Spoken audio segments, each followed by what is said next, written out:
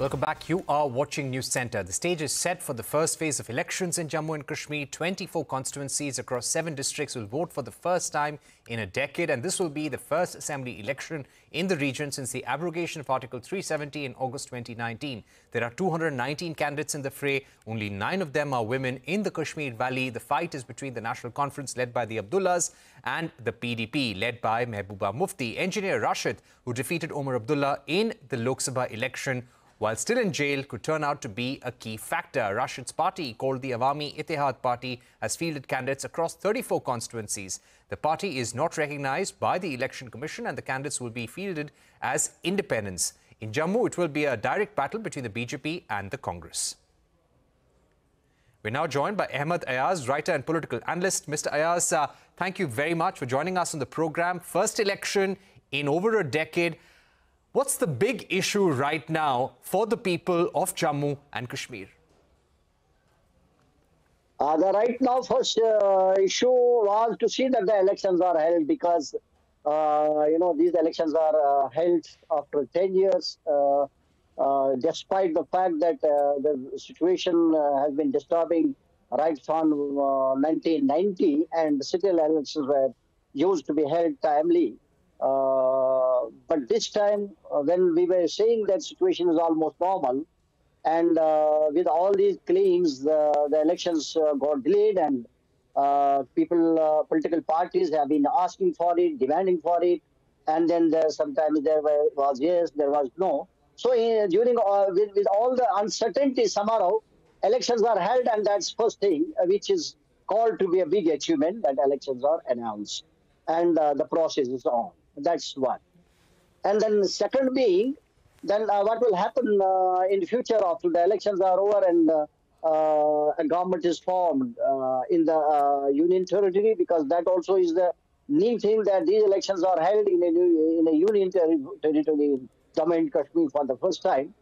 And another thing is that these are held under the Lieutenant Governor with his enhanced powers.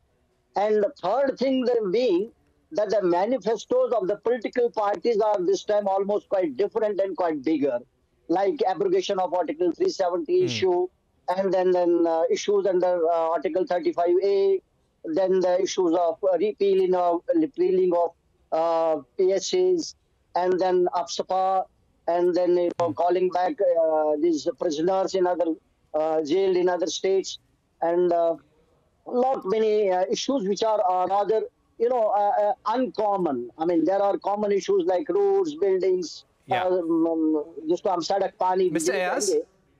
Right. Yes.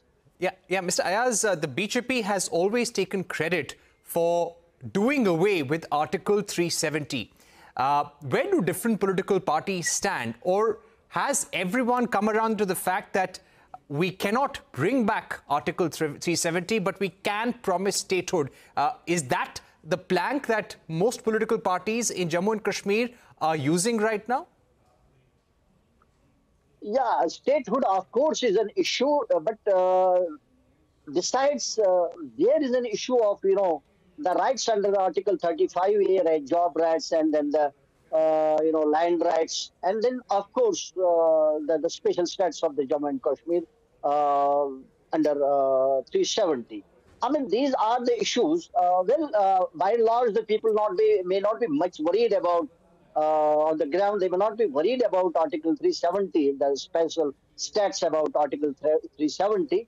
But this is an issue with the political parties, which they rack up. They keep up, raising these issues, and that is in their manifestos.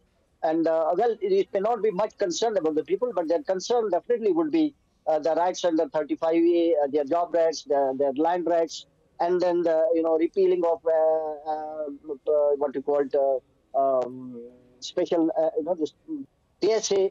I mean, all these things should be done. They are normal issues. Mr. Like Ayaz? Bijli is the main issue right now, let me tell you, where everybody is concerned that there is no power supply, regular power supply. All right. As you're saying that the average citizen of Jammu and Kashmir is very worried about his land rights, his rights to livelihood. What I'd also like to ask you is about if this election goes down to the wire, if it's very, very close, what is a possible alliance that we could see coming together? We've also seen politicians like Engineer Rashid and candidates who support him having a very important say in Kashmir's politics. So how could people like Engineer Rashid, those affiliated with him, influence any post-poll alliance?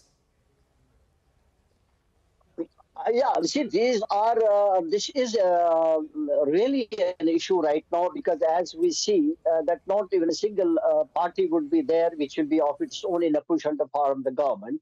As it is seen that in Kashmir, National Conference would be getting more numbers, and likewise the BJP would be getting more numbers in Jammu, and it will be followed by the Congress in Jammu, and then in Kashmir, it will be followed by PDP as it is today. However, the factor of Engineer Rashid is to be seen. As we have seen in the parliamentary election, I mean, there was a wave in favor of Engineer Rashid, which has defeated the prominent leader, right, like Umar Abdullah, with a quite good significant margin of votes. So now we'll have to see whether that way will prevail all over the Jammu and Kashmir, or in Kashmir province alone, or in certain districts. I mean, this needs to be seen, because we are yet on it to see that how it goes. As on date, we had just expected that soon after Engineer Rashid is released, and there will be really a situation where it could be immediately assessed. It will go in his favor. But as on today, it does not look to be that. It is not. We cannot certainly say that he will do wonders. It does not look. But of course, he will be getting very good votes. May not be good numbers, but good votes he'll be getting everywhere. That is what is seen as it is. But today, he had been to Kupwara. Kupwara situation could be a bit different than the South Kashmir or the Baramulla yesterday, the day before. Today, it seems to be different. So, still will have to watch as to what will happen with Engineer Rashid's presence. All right. Thank you very much, Mr. Ayaz, for joining us with that analysis on the Jammu and Kashmir election being held after a decade, and how the rights to livelihood, basic land rights, housing rights, issues related to electricity, jobs really matter to the people of Jammu and Kashmir right now. Moving on to the automobile